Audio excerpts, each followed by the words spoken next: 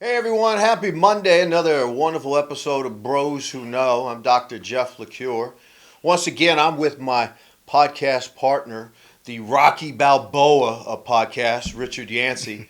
And today we got another really good one for you.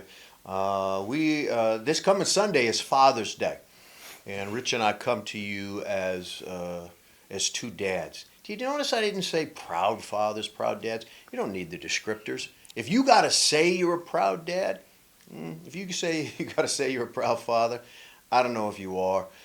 Rich and I don't play word salad games. I will say this though. I have four children, two sons and two daughters. Rich has a daughter, and to all the single dudes out there, I don't know if your daughter's currently in a relationship. Both my daughters are currently single. Please, guys, take a look at us and know that if you treat our daughters with disrespect, you'll know these bros. You will know these bros. So, hey, Rich, happy Father's Day in advance. Happy Father's Day to you, boss. Hey, Happy Father's Day to you. absolutely. You know what?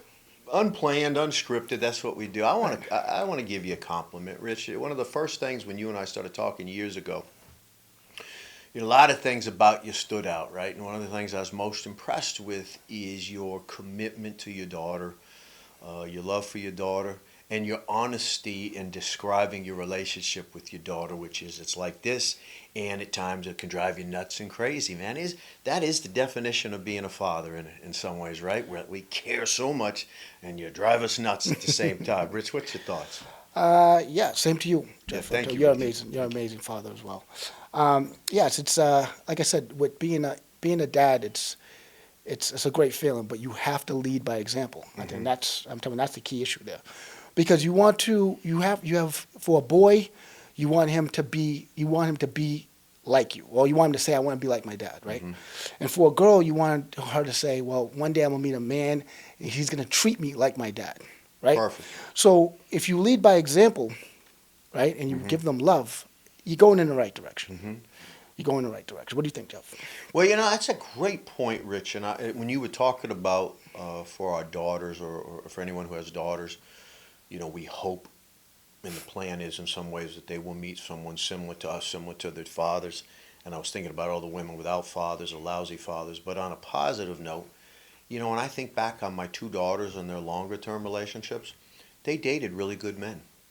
They dated guys that I actually really liked. They dated men that I actually respected. So I think that's a really beautiful point. And it makes being a dad, right? It's kind of daunting, isn't it? Because we know that we're helping shape for our daughters the type of guy that they're going to be attracted to. That's a Right. big responsibility. It's true. So if you had to guess, Rich, I'm going to put you on the spot, right? What kind of man do you already know or do you anticipate that your daughter's going to be attracted to based on the kind of father that you have been? Well, I'll tell you, I know this because the type of men that she has dated already. She wants them to be motivated. Mm-hmm. She wants them to have some self-respect. Wants them to be masculine, Mm-hmm. and she, of course, she wants them to respect her. You know what I mean? So, as part of the tools that I've gave her was that you want someone who's always going to respect you. Like I never told her to shut up. I told her to be quiet. I've never disrespected her. I always gave her respect. Even when I punished her, I made it about her. Mm-hmm. I had designed it a little bit differently since I was a single dad back in the day. Her mother was involved, but she lived with me. But when I punished her, I never made it about me. Like you didn't do anything wrong to me. Mm-hmm. You did something wrong for yourself, Mm-hmm. and because you're not old enough to understand, and and I am your father, and I have to watch over you. I'm going to discipline you for your mistake. Mm-hmm. Now, as you get older, you might have to discipline yourself, but for now, I'm responsible for you. That's right. So I never made it about me. Like I never said when I say that, I mean, why'd you do this to me, or how could you do this to this family? No, it's like, listen, this is what you did. I love you, but now you have to face the consequences. That's right. And I'm sorry that you have to go through it. Yep. But now give me a phone, give me this, give me that, whatever. Yep. So you try to give them the tools for the toolbox, right? Mm-hmm. And so they can understand that they have options. That's another key thing. As fathers, we have to make sure that our child, right, has options. There's always options out there, but if you don't recognize them, they're not options, Jeff. That's right. What do you think? Well, again, as I was listening to you, Rich, I was reflected on some moments with my own daughters, right? And it's it's so daunting. I'm going to use that word again because I've recognized, had two sons first, and the daughters. So my sons probably got the best and worst of me, right?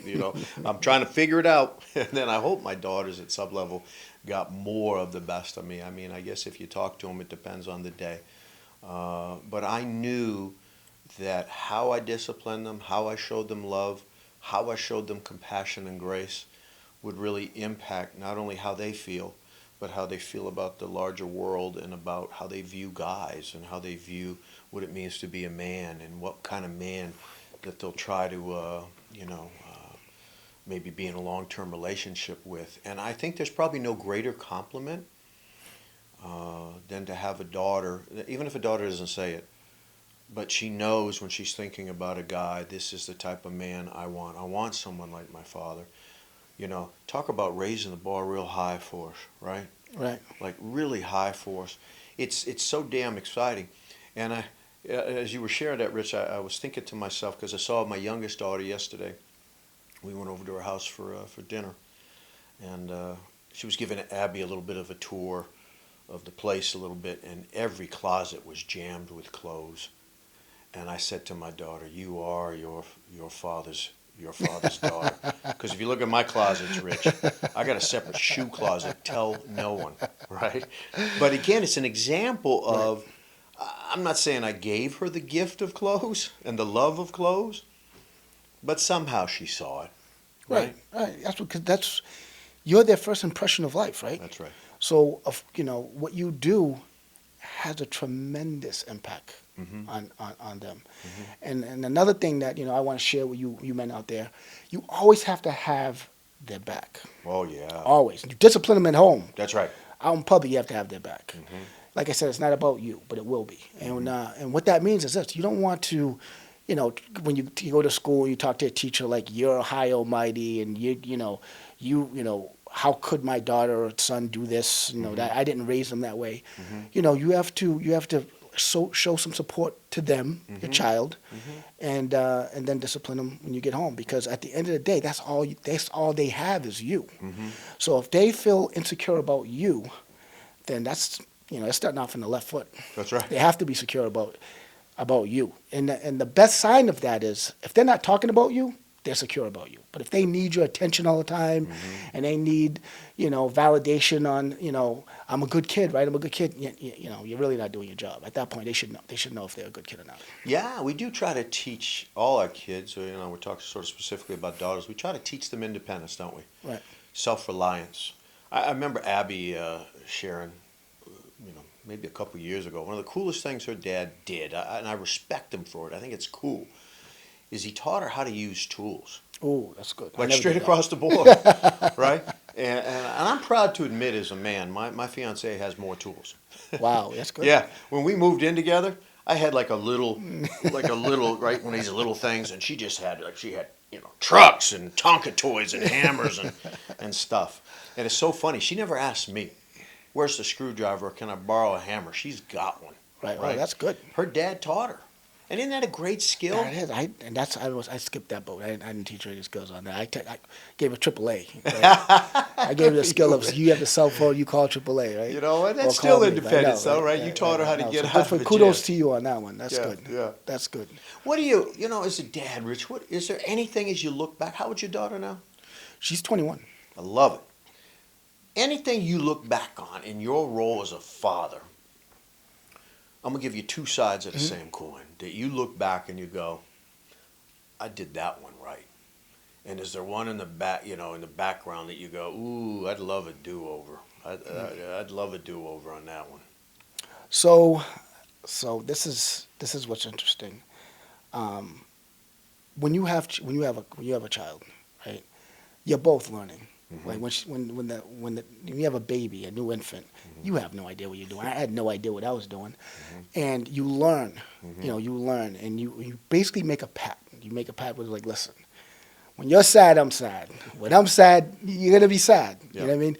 And your job is not to try to, you never want to be sad because your energy feeds off your child. So to answer your question is this: I took it very seriously when I had my daughter. Real serious. I'm talking about, I never took anything so seriously in my life. I believe that. I cannot make a mistake with this. You know what I mean? Because there's no do-overs. I can't allow a situation where she was sexually molested in my presence. I can't allow a situation where she felt that I wasn't there. Meaning that she calls me, I could be in the middle of whatever. Dad, I need you. Blah blah blah. I'm there. Okay. And if it's bullshit, I'm going to address it afterwards. Yep. Okay. So it could have been a lot of times that I could have made a mistake, Jeff. But it was a lot of times where I knew she had gas. But she's telling me that her side hurts, and I know it's not appendicitis, and I'm still at the hospital for 4 hours, Absolutely. 4 to 12 hours, right? That's what dads do. So yes, there's a lot. I think I did everything right. You have to ask her. Do I have any regrets? No, because every time I felt that I could, there was one time I pulled into the movie theater with this girl I was seeing. I couldn't wait to see this movie, and I backed up, and I got, we have these nice cars, right? I backed up, and I got the favorite parking spot, and my daughter called me up. She's like, "Oh, the babysitter brought a boyfriend here. I feel real uncomfortable, Dad." And I'm like, now that could have been a day. That could have been a day that I could have had regret, right? But I'm like, I gotta go. And so I left. And because I left and I didn't see that movie, is the exact same reason why I don't have any regret. I like Okay, so I put the time in, I put the work in, and I tell you something, I couldn't wait after she turned 18 because I was two different people. Prior to her being 18, I was stressed. I was on it. Like I was on it. I wasn't on it too much, but I was on it. Okay. When she turned 18, it was like a big pack because I gave her the tools. I taught her, and then when she turned 18, I'm like, all right, you're an adult now. Hopefully you'll use the tools, you know what I mean, that I gave you, and hopefully you make the right decisions. But any decision you make, it's going to impact you. So you thought really long and hard about it, and I love how you describe, when she was a baby, and the honesty and you share was kind of like, and I remember thinking as you were describing that is in some ways, our children teach us Yeah, she does. how to Absolutely. be good parents, right? Yes. Right. There's this, I had zero patience when I first had her. Yeah. But she taught me. Now I have abundance of patience, right? Yeah. You know what? I look back. I think the one thing, the gift my kids, and they've given me gifts, but maybe the biggest gift they've given me is don't take their relationship for granted. And I remember very early in my career, I was so focused on my career. I was chasing the dollars, chasing the fame, chasing. And in my head, I'd be like, I'd be on a plane going somewhere else to do a talk or a book sign or whatever the nonsense I was doing. And I always remember thinking, I should be home. But if I'm home, I'm not going to get this. And so I'll make it up to them later. And what they taught me is that later never comes. Right. That you can't replace or make up a day that has already come and gone, right? You can't all of a sudden. It's sort of like the sleep metaphor, right, Rich? People will get 5 hours of sleep a night, and then they go on Saturday, I'm going to sleep for 12 hours and I'll feel better. No one feels better. You can't make up for all the lost sleep. Right. That's what they taught me as a father. Not that they were never a priority for me, always a massive priority for me. But what they taught me was that their existence, their unconditional love, supersedes all this stuff, bar none. And you know what else it taught me? What else? Nobody on their deathbed asked for more money, more houses, more fame. They asked for more time. You and I be asking for more cars. We have more time and more cars, right? But I think that's what our kids teach us. I think our kids, and I saw it in your eyes when you described it, Rich. Look, I'm getting deep. Kids teach us to be humble. Oh my goodness. Right? Yeah. So I learned a lot raising my daughter. I'm talking from, like I said, from the time she was born. Okay, Mhm. so when she was a baby, it taught me a lot about patience. Mhm. As I and I make a lot of great decisions, Jeff. Mhm. But one thing I learned with my daughter is that even when you do things right, you still might have you still can come out with the result that you don't want. Mhm. All right. Um, for a while, my daughter resented me trying to teach her all these things. She's Mhm. like, Dad, I just want to be normal. I want to be a normal kid. And then she'll go out and experience the world, and she's like, and the world, comes back and gives her a little smack, right? And then she's like, wow, why can't I just be normal? Like, why can't I, I don't want to be the designated driver all the time. I don't want to be responsible for these, for these other Mhm. kids. I don't want to. And as she got older, she realized that she'd rather be the responsible one than the one that's getting in trouble for being drunk, or one of the kids are being irresponsible and not going to college or something like that. Mhm. But it's tough. Life, no matter what you teach a kid, they see both sides of it, Mhm. and it's life is tough. It sure is. And to watch your child do the right thing and not get the right results is Mhm. heartbreaking. I Big tell you this time, right, it's right? heartbreaking. Yeah. She really likes a guy, and then the guy, he's not, he turns out later on he's not that motivated, you know what I mean? Mhm. And she tries to motivate him, and she can't, because you can't, when you're young, you think you could change the world, right?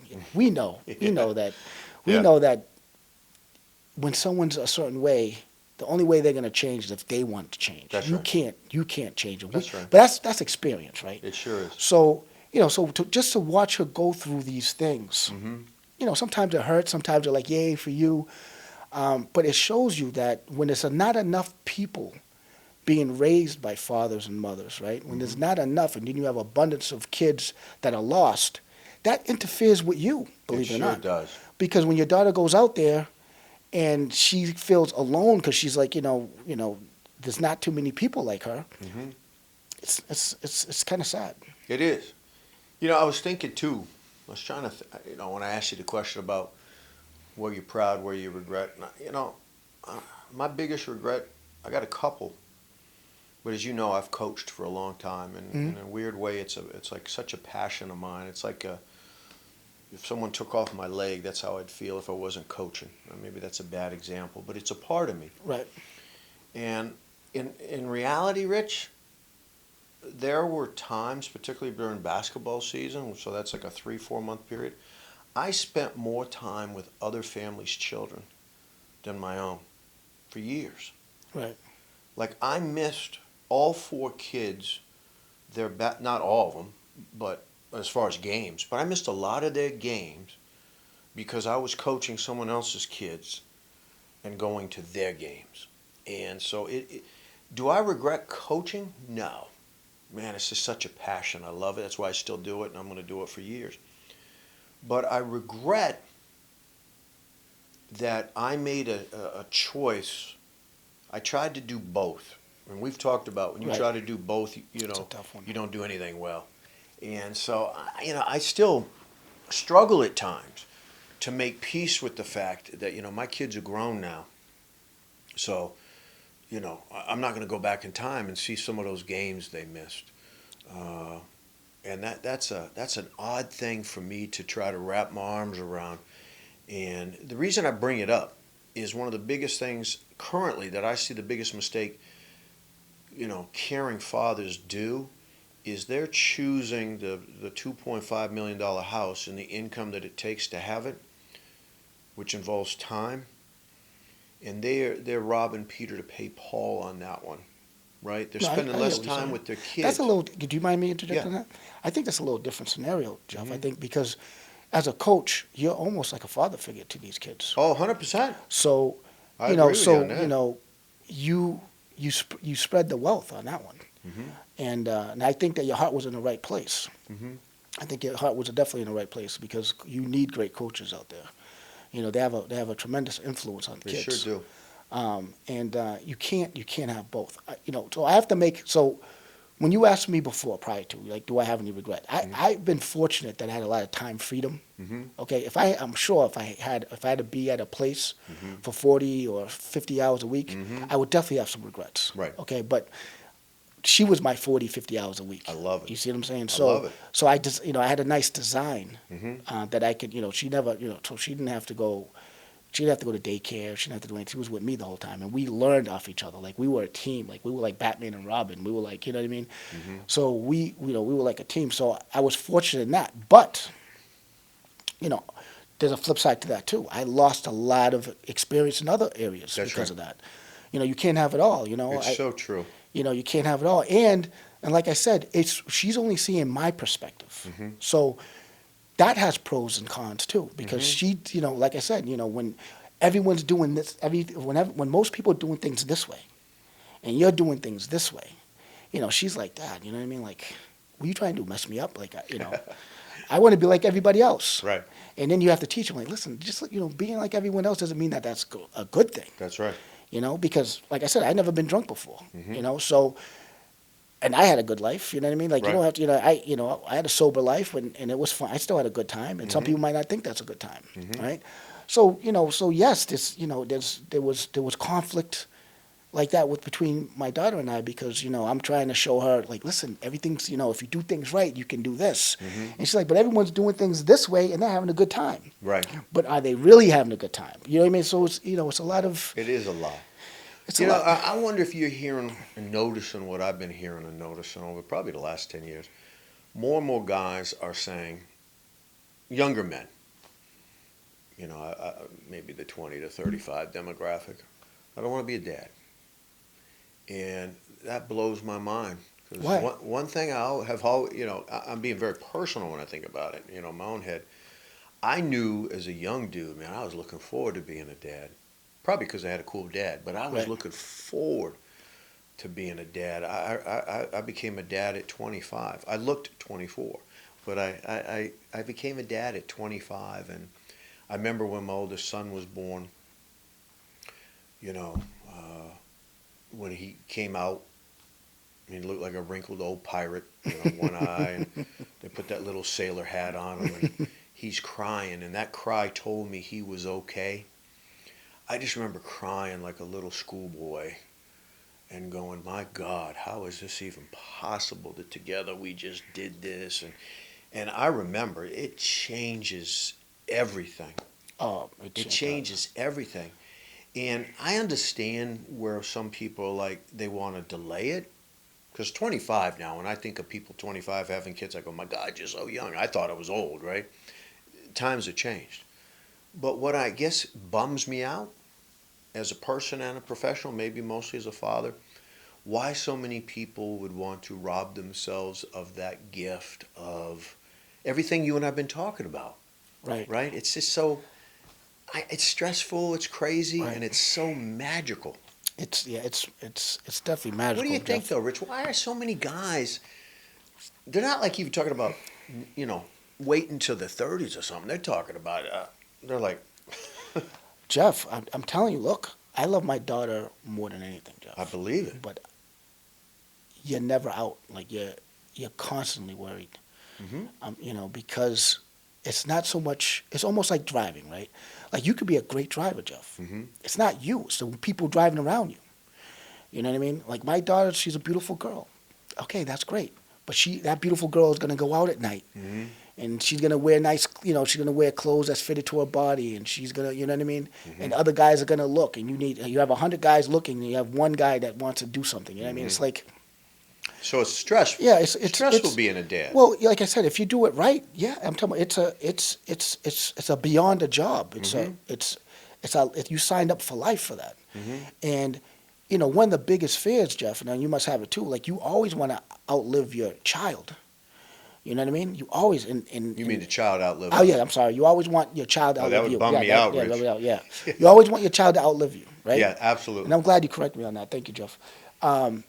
And just that thought, because there's been parents that lost their child, Absolutely. and like that's a game changer for everything. I'm Over. telling you, that's Over. I'm telling you, because you can have a bad day. You can have a bad day, Jeff. I can have a bad day. We can look at things and be like, wow, this is terrible.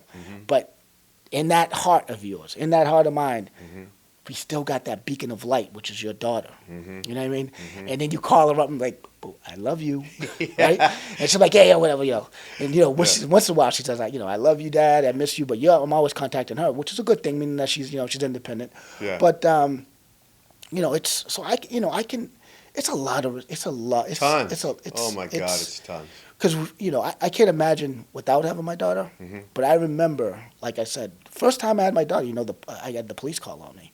Did you? Yeah, because I'm so old. I had a phone, Yeah. and my daughter was with me, right? And she's crying for a bottle, and I'm trying to scramble, try to get a bottle because she's crying. I kicked the phone over, and it called for some odd reason called 911. I'm living in Newton at the time. My whole house is like police are all over the place. Neighbors are outside. They're knocking on the door, and they're like, "What's going on?" And I'm like, my daughter was hungry. I opened the door. I had my daughter was crying, and I called 911 on myself. But Yeah, that was the first day. That was the first day. I love it, man. I love it. So, Would you do it again, Rich? Not Would I call do it again? 911, but let me answer my own question fast. Right. I would be a dad all over again in a heartbeat. Would you do it again? if I would, see the thing about the question that you asked, right? Yeah. I'm talking about, would I do it again? I love my daughter to death. Would I do it during these times? Because times are different. Very before. different. My God, it's Okay? different. Yeah. So you have to, as time changes, perspective changes, ideas change. In this world right now, this world it's sad, it's a sad world. I don't see people being happy in this world. I don't know if I would do it right now, Jeff. To be honest with you, because That's a great point. it's Like different. doing it now. Yeah, it's different. Look, like I said, my daughter is living life. So when she's happy, I'm happy. When she's sad, my heart's broken. Because you never want your kids to be sad, right? No. And in life nowadays, there's more sadness than there is happiness. And it's just like anything else, Jeff. Like, would you want your child, no matter what you do you want your child to have more sadness than happiness? And I agree with you too that to have a kid today. Here's sort of the Lion King circle of life. So now I'm a grandfather. I know a lot of you saying, "How could you be 39 years to be a grandfather?" Because man, I started early. I'll share this little nugget as we begin to wrap, in our celebration of fatherhood and Father's Day. It's cool being a grandfather too. Maybe for a reason that doesn't get talked a lot about. A lot of people talk about, you always get to be the good guy, and when they act up, you give them back, whatever. One of the best parts for me that I love about being a grandfather is the look of pride. Both my sons, my youngest son Michael has two, and my oldest son Ben has one. The look of pride, right, in their eyes when they're with their kids it's magnificent.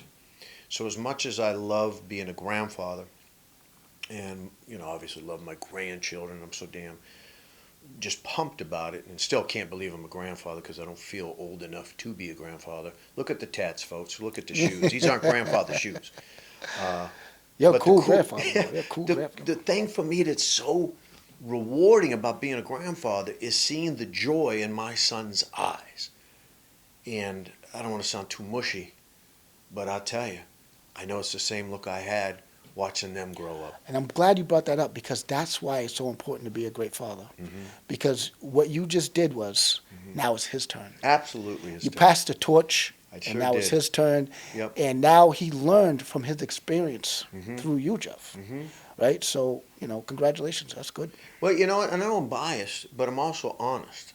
They're good dads. Oh, I believe it. Yeah. I love though. I won't even get off on the tangent where people, start bragging like I'm a good dad. I see my kids. I mean, you're not a good dad if you do what you're supposed to do. Right. Right? No, right. You're a great father when you do things that maybe aren't expected of you and so on. But, Rich, as we wrap it up, I'm going to say it to you again in advance. Happy Father's Day to you. Happy Father's Day to you, too. It is without fail, Rich. Again, just as I started the show, it's one of the things I respect most about you because when you talk about your daughter, and I know people saw it today, when you talk about your daughter, your face changes, your eyes light up in a particular way, man.